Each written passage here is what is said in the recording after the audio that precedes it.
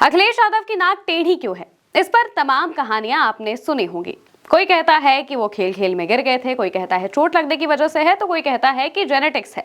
हालांकि अब अखिलेश यादव के इन तमाम सवालों के बीच उनका एक बयान वायरल होने लगा है। अखिलेश यादव का एक पुराना बयान इस वक्त काफी ज्यादा वायरल है, जिसमें वो उस किस्से को बता रहे हैं जिस वजह से उनकी नाक टेढ़ी हुई है। आप बिना देरी के सबसे पहले अखिलेश का वो बयान सुनिए, फिर हम उस बयान के पीछे की भी सच्चाई बताएंगे।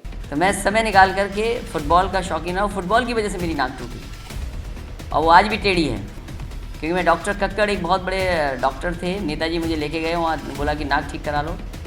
तो जब कक्कड़ साहब ने मेरी पूरी नाक देख ली, उन्होंने मुझसे एक सवाल पूछा कि तुम्हारी शादी हो गई? तो मैंने कहा हाँ मेरी शादी हो गई। तो बोले अब कोई ठीक कराने की ज़रूरत नहीं। तो इसलिए मैंने कोई ठीक नहीं कराई और मैं मुख्यमंत्री भी बैठ गया, बन गया। तो अब नाक ठीक कराने की कोई ज़रूरत नहीं मुझे।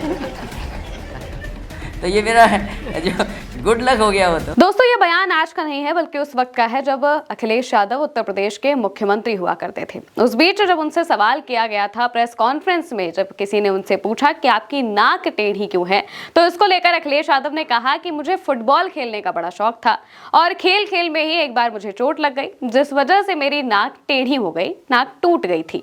और इसके बाद जब वो एक डॉक्टर के पास नेताजी उन्हें लेकर गए, यानी कि उनके जो पिता मुलायम सिंह यादव हैं, वो एक डॉक्टर के पास उन्हें लेकर जाते हैं, लेकिन डॉक्टर उनसे मजाकिया अंदाज में कहते हैं कि अब नाक ठीक करवा के क्या ही करोगे, अब तो तुम्हारी शादी हो चुकी है। हालांकि अखिलेश यादव ने ये बात मजाकिया अंदाज में कही है, इस बात में कोई सच्चाई नहीं है। उन्होंने ये काफी मजाकिया अंदाज में कहा था, क्योंकि इससे पहले उन्होंने इस बात को बताया था कि इसमें मेरा कोई भी दोष नहीं है, यानी कि ये जो नाक है ये इन्हें बायोलॉजिकली मिली है, उन्हें जेनेटिक्स उनके ऐसे हैं जिस वजह से उन्हें ऐसी नाक मिली है। क्योंकि अगर आप मुलायम सिंह यादव को देखेंगे, आप शिवपाल सिंह यादव को देखेंगे, तो उनकी भी नाक लगभग इसी तरीके की है। और वहीं दूसरी तरफ जब अखिलेश यादव ने इस बात को कहा कि डॉक्टर ने उनसे ये बात कही है कि आपकी शादी हो चुकी है, तो आपको कोई जरूरत नहीं है नाक ठीक करवाने की, तो शादी की भी तस्वीर आप देख लीजिए, उस वक्त भी अखिलेश यादव की नाक बिल्कुल ऐसी ही थी जैसी मौजूदा वक्त में है। तो यानी कि अखिलेश यादव की नाक का ये जो किस्सा है, जिसमें तमाम अलग अलग कहानियां चलती हैं, कोई कहता है कि नाक इस वजह से टेढ़ी हुई क्योंकि उन्हें चोट लग गई थी, जिस तरह से अखिलेश यादव ने भी इस बात को कहा, तो दरअसल वो तंज ही कसना चाह रहे थे उन लोगों पर जो इस तरीके की कहानियां बनाते हैं।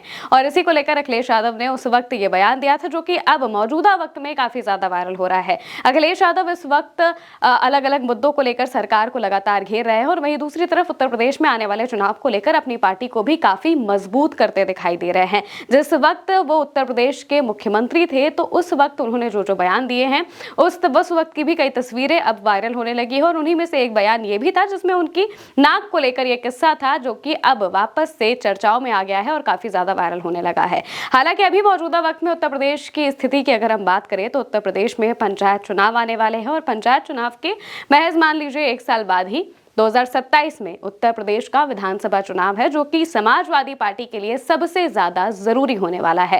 इस चुनाव को लेकर अखिलेश यादव ने अभी से तैयारियां शुरू कर दी हैं और चप्पे चप्पे पर अपने कार्यकर्ताओं को जमीनी स्तर पर मजबूत करना शुरू कर दिया है।